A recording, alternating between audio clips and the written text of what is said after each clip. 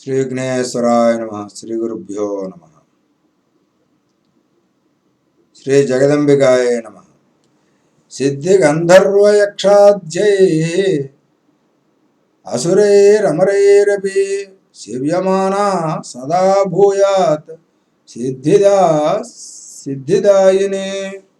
శ్రీదేవి భాగవతం వింటూ ఉన్నాము. నవమ స్కందంలో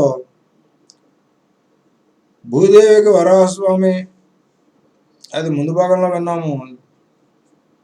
తర్వాత భాగంలో గంగావతారణ గాథలు, రాధాదేవి గంగాదేవి అనేటటువంటి విషయము, గంగాదేవి విష్ణుపాదోద్భవగా ఉండడము అనే విషయాలను విన్నాము.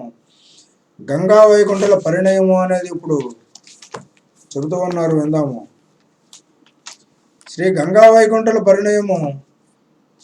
సౌనకాది మహామునులారా శ్రద్ధగా వింటున్నారు కదా అని మరోసారి హెచ్చరించాడు సూచుడు. తరువాత గంగను కొనసాగించాడు.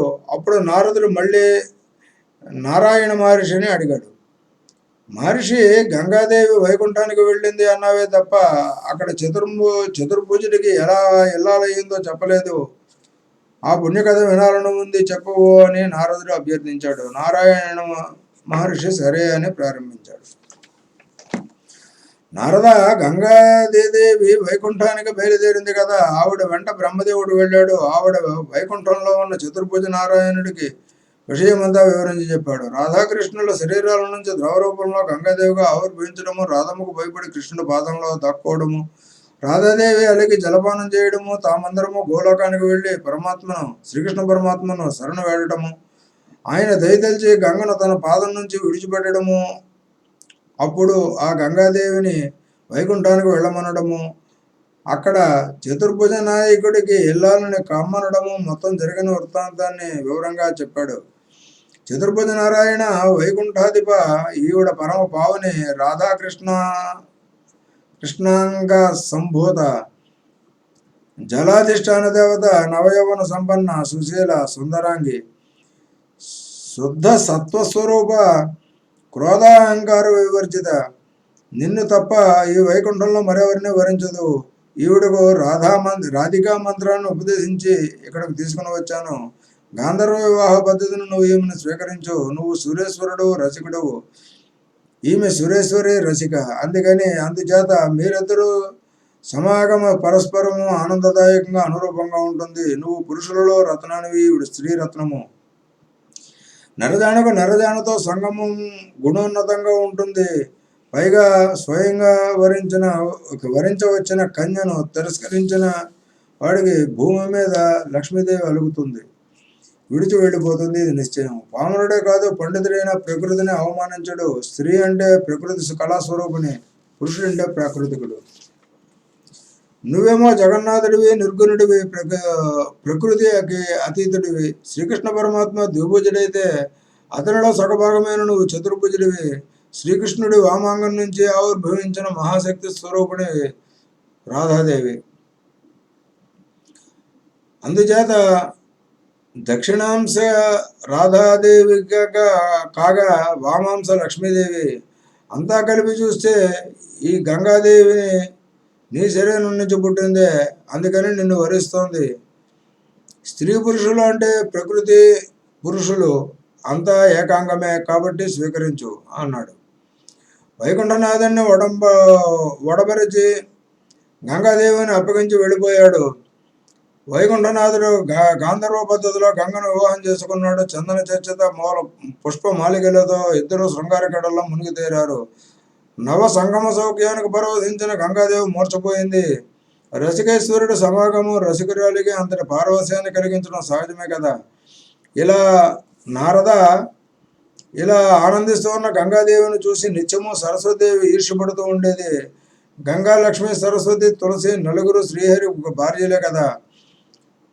సరస్వతిని చూసి గంగమ్మ మాత్రము ఈర్ష్యపడేది కాదు. చివరికి భరించలేక ఒకనాడు గంగాదేవి సరస్వతిని శపించింది, భూలోకానికి బొమ్మంది. ఈ కథంతా నీకు తెలిసిందే. నారాయణ మహర్షి ఇక్కడ రవ్వంత ఆగి ఊపిరి పీల్చుకున్నాడు. ఈసారి నారదుడికి తులసి కథ వినాలనిపించింది. ఆవిడ ఎక్కడ పుట్టింది, పూర్వజన్మ ఏమిటి, ఎవరమ్మాయి, ఏ తపస్సు చేసి శ్రీహరిని భక్తిగా పొందింది, వృక్షత్వం ఎలా వచ్చింది, ఇలాంటి సందేహాలన్నీ ఏకరువు పెట్టాడు. నారాయణ మహర్షి ఓపుగా బదులు పలికాడు. వేదవతిగా లక్ష్మీదేవి. నారద లక్ష సావర్ణి అని ఒక మనువు ఉన్నాడు, చాలా పుణ్యాత్ముడు, వైష్ణవుడు,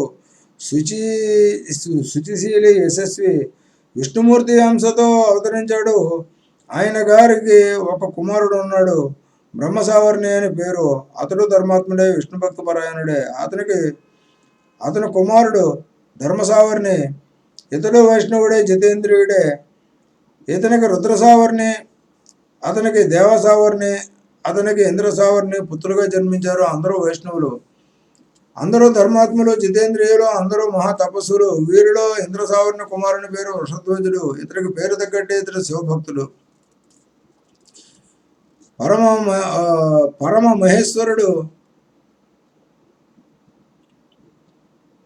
ఇతడి ఆశ్రమంలో సాక్షాత్తు శివుడు 3 దేవయోగాల పాటు ఉంటాడంటే ఇక ఇతని శివభక్తిని గూర్చి వేరే చెప్పాలా? శివుడికి కూడా వృషధ్వజుడంటే పుత్రాధిక వాత్సల్యము, స్నేహము, ప్రేమ. దానికి లొంగిపోయిన వృషధ్వజుడు నారాయణాది దేవతా పూజలను, యజ్ఞ యాగాదులను పరిచయించాడు. వాణి లక్ష్మీ పూజలను కూడా దూరం చేశాడు. అంతేకాదు వారిటిని నిందించడం ప్రారంభించాడు. ఇది భరించలేకపోయాడు సూర్యభగవానుడు. సర్వసంపదలు తొలగి భ్రష్టు వైపుని శపించాడు. అది విన్న శివుడు త్రిశూలం పుచ్చుకొని సూర్యుడిని వెంబడించాడు. సూర్యుడు అతడి తండ్రి భయపడి పరుగులు లంఘించుకున్నారు. బ్రహ్మదేవుణ్ణి శరణు వేడారు. శివుడు అలాగే వెంబడించి బ్రహ్మలోకానికి వెళ్ళాడు. దానితో బ్రహ్మదేవుడికి అడలెత్తింది. సూర్యుడితో సహా వైకుంఠానికి పరిగెత్తాడు. బ్రహ్మ, కశ్యప, మార్తాండులు ముగ్గురికి భయంతో నోళ్లు ఎండిపోయాయి. మాట పగలలేదు. శ్రీమన్నారాయణుడు పాదాల మీద పడ్డారు. శరణు అన్నారు. బహుదా స్తుతించారు. జరిగిందంతా చెప్పారు. నారాయణుడు దయ తెలిసి అభయం ఇచ్చాడు. నేనున్నాను, భయపడకండి అన్నాడు. భయార్థులై ఎవరు నన్ను స్మరించినా నేను చక్రధారినే అక్కడ ప్రత్యక్షమవుతాను, రక్షిస్తాను. ఇది నా వ్రతము. ఈ జగత్తులకు రక్షకుణ్ణి నేను. బ్రహ్మ రూపంలో సృష్టించేది నేను, శివుడి రూపంతో సంహరించేది నేను. నువ్వు, శివుడు, సూర్యుడు అన్నీ నేనే, త్రిగుణాత్మకుణ్ణి. అనేక రూపాలు, అవతారాలు ధరిస్తున్నారు. ఈ సృష్టిని కాపాడుతూ ఉన్నారు. అందుచేత మీరు నిర్భయంగా జీవించండి, వెళ్ళండి. శివుడి వల్ల మీకు ఈ రోజు నుంచి ఏ భయము లేకుండా ఉంటుంది, వరమిస్తున్నాను. శంకరుడు సజ్జనుడు, సర్వేశ్వరుడు, భక్తపరాధీనుడు, భక్తవత్సలుడు. సుదర్శనమన్నా శివుడన్నా నాకు ప్రాణాధిక ప్రియము. సుదర్శన శివుల కన్నా తేజస్వి ఈ బ్రహ్మాండంలో నాస్తి. చతుర్ముఖ, నీకు మరో రహస్యం నీకు తెలుసా? శివుడు తలుచుకుంటే చిటికలో 1,000,000 సూర్యులను సృష్టించగలడు. నీలాంటి బ్రహ్మదేవుళ్లను 1,000,000 మందిని కల్పించగలడు. అతడికి అసాధ్యముంటూ ఏదీ లేదు. అతడు రేయింబౌళ్ళు నన్నే ధ్యానిస్తూ ఉంటాడు. నా మంత్రాన్ని, నా గణాలను భక్తితో 5 ముఖాల గానం చేస్తూ ఉంటాడు. అతడు జ్ఞాని, జ్ఞానాది దేవత. నేను కూడా నిరంతరము అతడి మేలు ఆకాంక్షిస్తూనే ఉంటాను. ఎవరు ఎలా నన్ను ధ్యానిస్తే వారిని అలా నేను సేవిస్తూ ఉంటాను, రక్షిస్తూ ఉంటాను. సకల శుభాలు అతడి అధీనంలో ఉంటాయి. శివం కలిగించేవాడు కనుకనే శివుడు అన్నారు. శుభస్వరూపమే అతడు. శ్రీహరిలా ప్రసంగిస్తూ ఉండగానే సోలధారి అయిన శివుడు కోపంతో ఊగిపోతూ ఎరుపెక్కిన కన్నులతో వృషభవాహనం మీద అక్కడికి వచ్చాడు. వస్తూనే వాహనం దిగాడు. చక్రికి శిరస్సు ఉంచి భక్తిగా నమస్కరించాడు. తలెత్తి తేరి పారచూశాడు. రత్న సింహాసనం మీద రత్నాలంకార భూషితుడే, కిరీట కుండలాలంకృతుడైన వనమాలధారిణి, చక్రహస్తుడే, చతుర్భుజుడే, నవ నేరద శ్యాముడే, చందన చర్చిత సర్వాంగుడే, పీతాంబరుడే, లక్ష్మీ ప్రదత్త తాంబూల చర్వణ పరాయణుడే, అప్సరశ్చ మరగ్రాహిణి సంశయవిధుడే, విద్యాధరిణి నృత్య గీతాస్వాదన రసికుడై విరాజులుతున్న శ్రీమన్నారాయణుడు ఎట్ట ఎదుట కనువిందు చేశాడు. ఈశ్వరుడు మరొకసారి నమస్కరించాడు. బ్రహ్మదేవుడు నిర్భయంగా నిలబడి భక్తితో శిరస్సు వంచాడు. సూర్యుడు, కశ్యపుడు అంజలి ఘటించారు. శ్రీహరి చిరునవ్వులతో శివుడిని ఆహ్వానించి సమున్నత సుఖాసనం చూపించాడు. శివుడు దాని మీద కూర్చున్నాడు. విష్ణు పార్షదులు వచ్చి ఇరువైపులా నిలిచి హుంజామరులు వేచారు. మకరందం కన్నా మధురంగా మధుసూదనుడు పలకరించాడు. మహాదేవ కుశలమ, చాలా కాలమైంది నిన్ను చూసి, నీతో సంభాషించి. పోనీలే, ఎప్పటికైనా తీరుబాటు చేసుకుని వచ్చావు, కాసేపు హాయిగా గడుపుదాము. ఏదైనా పని మీద వచ్చి ఉంటే చెప్పు, ముందు అది చూసి తర్వాత కబుర్లకి దిగుదాము అన్నాడు. అవును, నీ ముఖం ఏమిటి కొత్తగా ఉంది, ఎక్కడో కాసింత కోపరేఖ కనపడుతుంది అంటూ మందహాసం విసిరాడు. శివుడు కూడా ప్రతిగా చిరునవ్వులు చెందాడు. శ్రీహరి, నువ్వు అన్నది నిజమే, నా కోపానికి కారణం ఉంది. వృషధ్వజుని నా భక్తుడున్నాడు, భక్తుడే కాదు నాకు ప్రాణాధిక ప్రియుడు. అతన్ని సూర్యుడు శపించాడు, అందుకని నాకు సూర్యుడి మీద కోపం వచ్చింది. త్రిశూలంతో తరుముకుంటూ వచ్చాను. పుత్రవాత్సల్యం దెబ్బతింది. సూర్యుడిని సంహరించాలనుకున్నాను. అతడు వెళ్ళి బ్రహ్మను వేడాడు. బ్రహ్మ వచ్చి నిన్ను శరణు తెచ్చాడు. మనసుతో కానీ మాటతో కానీ నిన్ను శరణు అన్నవాడికి ఇక ఏ ఆపదలు ఉండవు కదా. జరా మృత్యు భయాలు కూడా దరిచేరవాయే. వాడు నిర్భయంగా నిస్సంకగా సంచరించవచ్చు. అటువంటిది ప్రత్యక్షంగా వచ్చి నిన్ను శరణు వేడుకున్న విరించి సూర్య కశపులను నేనే కాదు ఎవడు మాత్రం ఏమి చేయగలడు. హరినామస్మరణ సర్వకాల సర్వావస్థలలోనూ అభయప్రదము మంగళప్రదమును. నువ్వు జగన్నాథుడవు, అన్ని తెలిసిన వాడువు, ధర్మస్వరూపుడవు. నా భక్తుడి సంగతి ఏమిటో చెప్పు. వృషభధ్వజుడు నాకు పుత్ర నిర్విశేషుడు.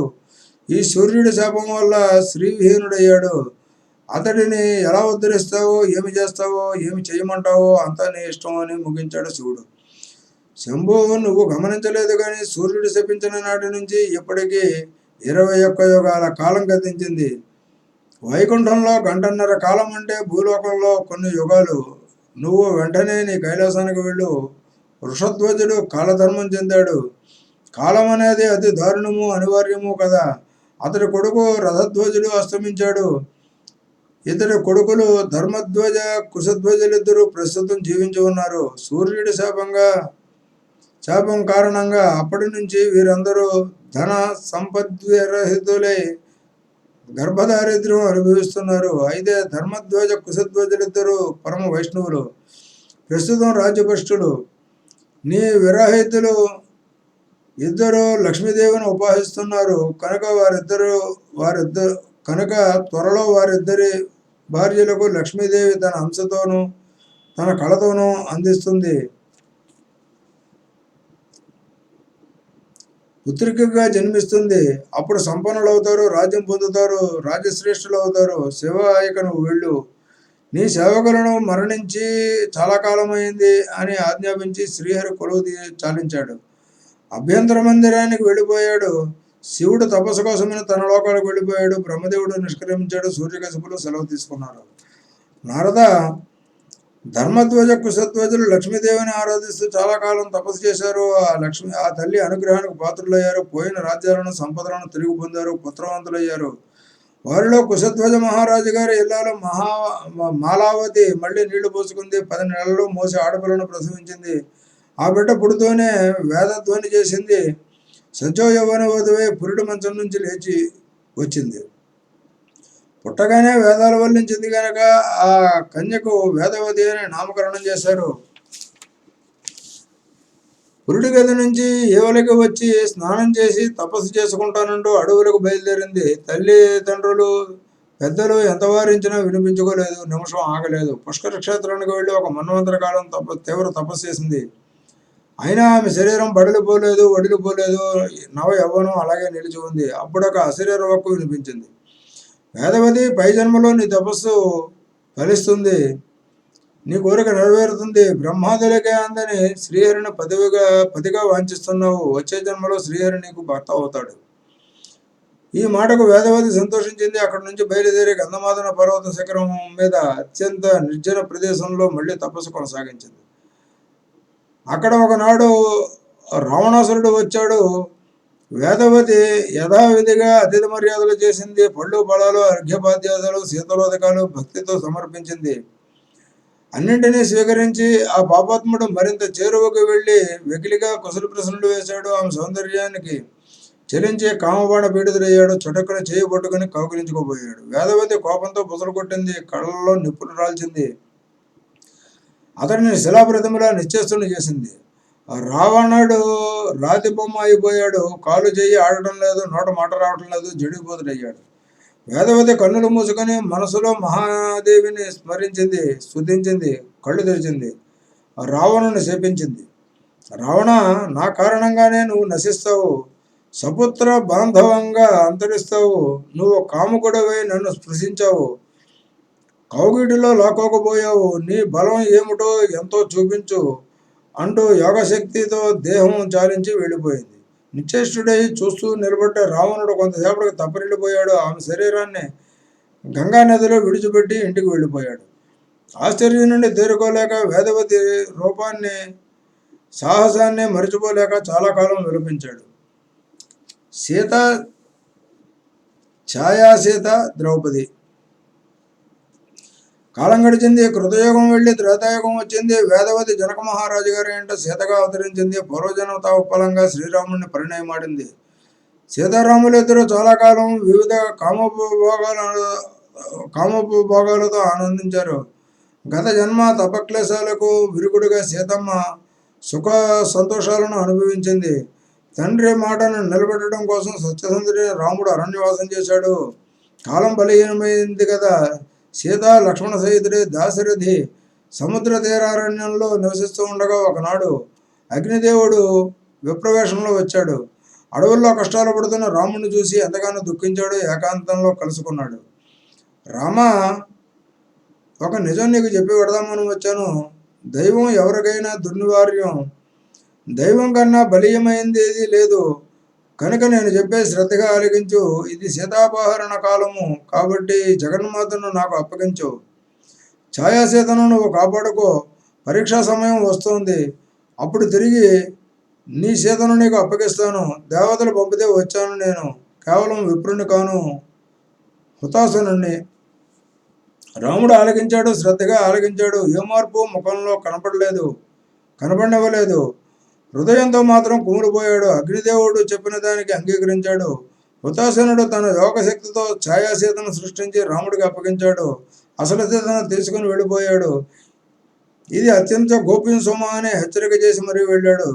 నారద, ఈ రహస్యము లక్ష్మణుడికి కూడా తెలియదంటే రాముడు ఎంత గోప్యంగా ఉంచాడో గ్రహించు.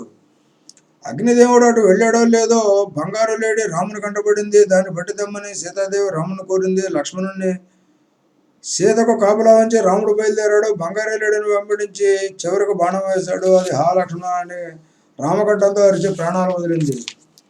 ప్రాణాలు వదిలే సమయంలో రాముణ్ణి దర్శించింది కనుక దివ్య రూపంతో రత్న విమానంలో వైకుంఠానికి చేరుకున్నాడు ఆ మృగ రూపధారి మారీచుడు.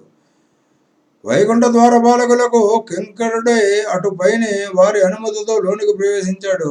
హా లక్ష్మణ అని వినిపించిన రామకంఠధ్వనిని విని సీతాదేవి భయపడింది. రాముడికి ఏ ఆపద వచ్చిందో సహాయపడమని లక్ష్మణుని పంపింది. అతడు అలా వెళ్ళగా చూసి రావణుడు వచ్చి సీతను లంకకు అపహరించుకొని పోయాడు. రామ లక్ష్మణులు అడవిలో కలుసుకున్నారు. లక్ష్మణుడిని చూసి రాముడు ఆశ్చర్యపోయాడు. ఇద్దరూ కలిసి ఆశ్రమానికి వచ్చారు. పర్ణశాల పోసిపోయింది, సీతమ్మ లేదు. రాముడు దుఃఖించి మూర్చపోయాడు, తేరుకున్నాడు. ఇద్దరు అడవులన్నీ గావించారు. రావణుడు అపహరించబోయాడన్న వార్త గోదావరి నదీ తీరాన తెలిసింది. అటుపైన వానరులతో సఖ్యం చేసి సముద్రానికి వారధి కట్టి లంకలో ప్రవేశించిన రాముడు స్వయంగా బాణం సంధించి రావణుని సంహరించాడు. సీతకు అగ్ని పరీక్ష పెట్టాడు. అప్పుడు అగ్నిదేవుడు అసలు సీతను పవిత్రంగా రాముడికి అందించాడు. ఛాయాసీత అగ్నిదేవుడికి శ్రీరామచంద్రుడికి సౌనీయంగా నమస్కరించి నా కర్తవ్యం ఏమిటో ఉపదేశించి అభ్యర్థించింది. పుష్కర క్షేత్రానికి వెళ్ళి తపస్సు చేసుకోమని, అక్కడ స్వర్గలక్ష్మి అవుతావు అని చెప్పి పంపించారు. ఛాయాసీత పుష్కర క్షేత్రంలో 3 లక్షల దివ్య సంవత్సరాలు తపస్సు చేసి స్వర్గలక్ష్మి అయ్యింది. ఆమెయే అటు తర్వాత ద్వాపర యుగంలో ద్రౌపది ఎంట యజ్ఞగుండం నుంచి ఆవిర్భవించి ద్రౌపది అయ్యింది. ఇలా 3 యుగాలలోనూ ఉంది కనుక ఈమెకు త్రిహాయణి అనే పేరు ఏర్పడింది. పుష్కర క్షేత్రంలో ఛాయాసీత తపస్సు చేసుకుంటున్నప్పుడు శంకరుడు ప్రత్యక్షమై వరం కోరుకోమన్నాడు. ఆమె కామాతురయ్యే పతిని ఇయ్యి అని హేళనగా అని ఆవేశంగా 5 సార్లు అంది. రసికేశ్వరుడైన శివుడు పకలబడి నవ్వి, ప్రియా, నీకు 5 భర్తలుంటారని వరమిచ్చి అదృశ్యమయ్యాడు. నారద, అందుచేతనే ద్రౌపదికి పాండవులు 5 భర్తలయ్యారు. ప్రస్తావనలో వచ్చింది కనుక ఈ విషయము చెప్పాను. అది సరే, అసలు సీతను స్వీకరించి లంకారాజ్యానికి విభీషణుడికి పట్టాభిషిక్తుని చేసి రాముడు అయోధ్యకు తిరిగి వచ్చాడు. 11,000 సంవత్సరాల పాటు రాజ్యం పాలించాడు. అటుపైన సర్వలోకాలతో పాటు తాను వైకుంఠానికి వెళ్ళిపోయాడు. లక్ష్మీదేవి అంశ అయిన వేదవతి లక్ష్మీదేవిలో ప్రవేశించింది. చతుర్వేదాలు మూర్తిమంతాలై వేదవతి నాలుక మీద నాట్యమాడుతూ ఉండేవిట. అది పవిత్రము పాపనాశకము, అతి పవిత్రము పాపనాశకము పుణ్యప్రదము అయిన వేదవతి వృత్తాంతం చెప్పాను. తరువాతి కథ ఆలకించు. నారదాను అడిగిన తులసి వృత్తాంతం ఇప్పుడు చెబుతున్నాను విను.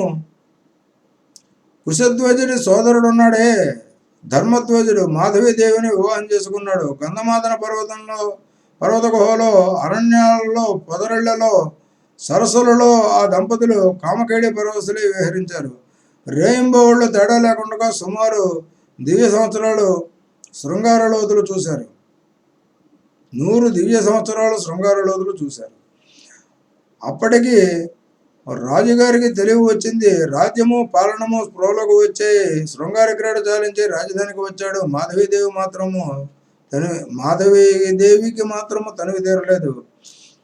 అయినా రాక తప్పింది కాదు. గర్భిణి అయ్యింది. నెలలు నిండాయి. కార్తీక పూర్ణిమ శుక్రవారం నాడు శుభముహూర్తాన ఆడపిల్లను ప్రసవించింది. సాక్షాత్తు లక్ష్మీదేవి అవతరించింది. ఆ కనుముక్కు తీరు, ఆ వర్చస్సు, ఆ సౌందర్యము, ఎర్రని చేతులు, కాళ్ళు, బంగారు శరీరకాంతి, సుందరిమణుల్లో కల్లా సుందరమణిగా ఉన్న ఆ బాలికను చూసిన వారంతా ఆశ్చర్యపోతున్నారు, ముగ్ధులవుతున్నారు. ఈమెకు సాటి ఇంకెవరు లేరంటే లేరు అని నిశ్చయించుకున్నారు. అలా బిడ్డలకు తుల అంటే సాటి లేనిది, తులతూగేది లేదు అని కనుక తులసి అనే పేరు స్థిరపడింది. అందరూ అలాగే పిలవనారంభించారు. తులసి కూడా వేదవతిలాగే యవనవతి తపస్సు కోసమని భద్రకావర్ణానికి వెళ్ళింది. 1,00,000 దివ్య సంవత్సరాలు తపస్సు చేసింది.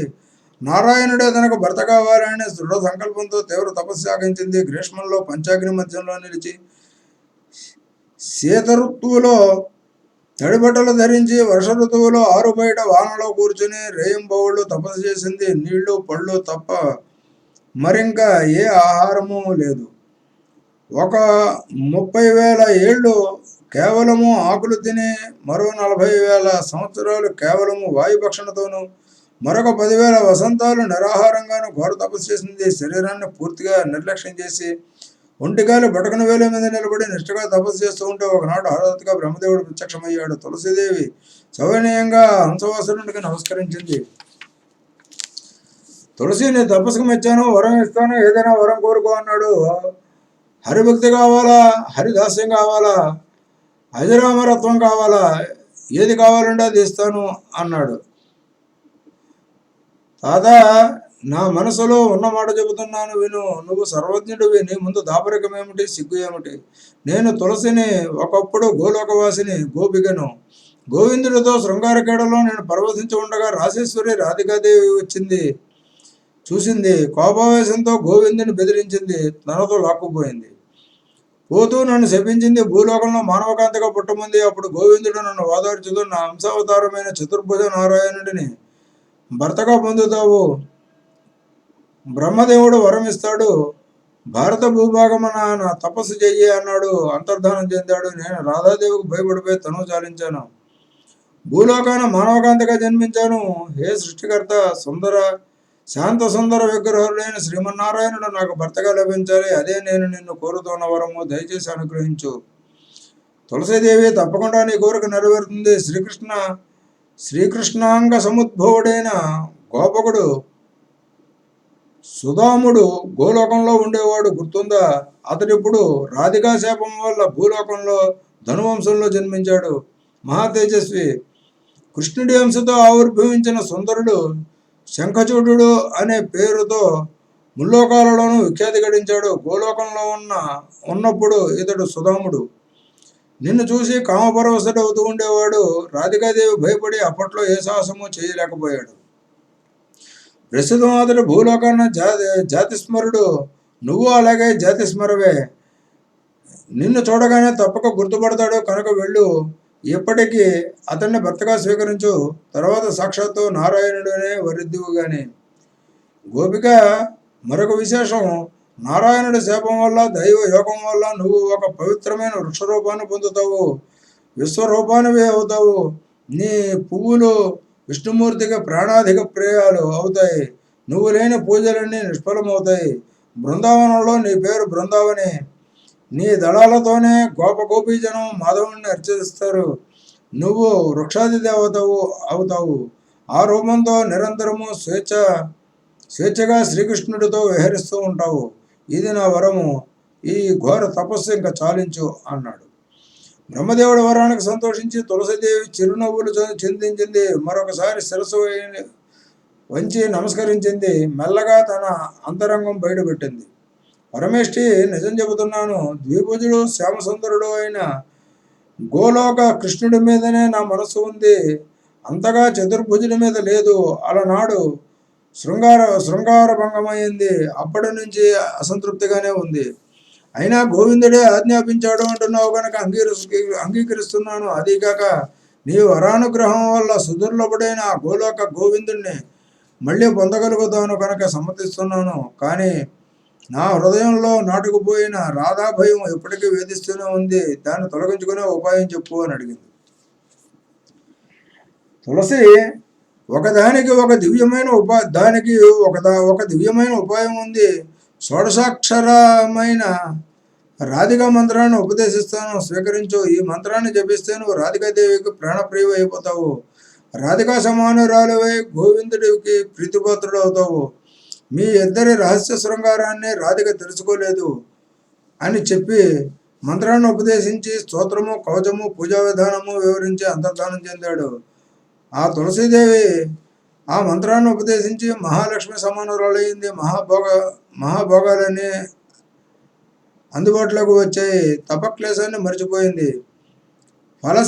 ఫలం సిద్ధిస్తే దుఃఖం కూడా సుఖం అనిపిస్తుంది కదా. ధర్మధ్వజ మహారాజు గారి కూతురు తులసీదేవి తపోవనంలోనే రాజభోగాలు అనుభవిస్తోంది. నిత్యము చెరగెత్తులు, విందులు, వినోదాలే. ఒకనాడు రాత్రి విందులు ఆరగించి పుష్పచందన చర్చితమైన మనోహర శయనం మీద మేనువాల్చింది. నవయవనంలో ఉన్న ఆ సుందరాంగి మీదకి మన్మధుడు నిర్దాక్షిణ్యంగా తన 5 బాణాలు గురిపెట్టాడు. ఆ దాడికి తట్టుకోలేక తులసీదేవి విలవలాడింది. శరీరం పులకించగా కన్నులు ఎరిపెక్కాయి. క్షణంలో మేను వాడిపోయింది, మూర్చపోయింది. క్షణంలో తేరుకుంది. క్షణం నిద్రపోయింది. మరుక్షణం మేలుకుంది. క్షణం ఉద్విగ్న అయ్యింది. క్షణంలో దహించుకుపోయింది. క్షణంలో ప్రసన్నరాలు అయింది. క్షణకాలం చేతనత్వము, క్షణకాలం విషణ్ణత, క్షణం కూర్చోవడం, క్షణం లేచి నిలబడటము, క్షణం మేనువాల్చడము, క్షణం లేచి తిరగడము, క్షణం పరుగులు తీయడము, క్షణం స్థానువు కావడము. ఏమి చేస్తుందో ఏమి జరుగుతుందో ఆమెకే తెలియడం లేదు. పుష్పచందన తల్పం కంటక శయనమయ్యింది. కంటకం అంటే ముళ్ళులు. ఫలాలు జలాలు విషతుల్యమయ్యాయి. రాజమందిరం కొండగుహ అనిపించింది. సన్నని వస్త్రము అగ్నికేల అయ్యింది. చెక్కిలి మీద చిత్రించుకున్న సింధూర మకరికా పత్రము పుండులా భావించింది. ఒక సుందరాంగుడు, రసికేశ్వరుడు, యువకుడు, చందన చర్చితుడు, రత్నభూషితుడు, పుష్పమాలిక సమలంకృతుడు ఎదురు వస్తున్నట్టు తన ముఖపద్మాన్ని కన్నులతో ఆస్వాదిస్తున్నట్టు, చెవిలో రహస్యంగా మధురంగా రతి కథాకలాపాలు చేస్తున్నట్టు, తల్పంపైనే తనను కౌగులించుకొని అలరిస్తున్నట్టు, అంతలోనే లేచి వెళ్ళిపోతున్నట్టు, నిలు ప్రాణేశ ఎక్కడికి పైనము అంటూ తాను వెంటబడుతున్నట్టు, అతడు వెనుదిరిగి మళ్ళీ తన దగ్గరకు వస్తున్నట్టు, భ్రాంతిలోనే అయినా వేవో మధురానుభవాలు కలుగుతూ ఉన్నాయి. ఇది అంతా బట్టి భ్రాంతి అని మరుక్షణంలోనే తెలిసిపోతోంది.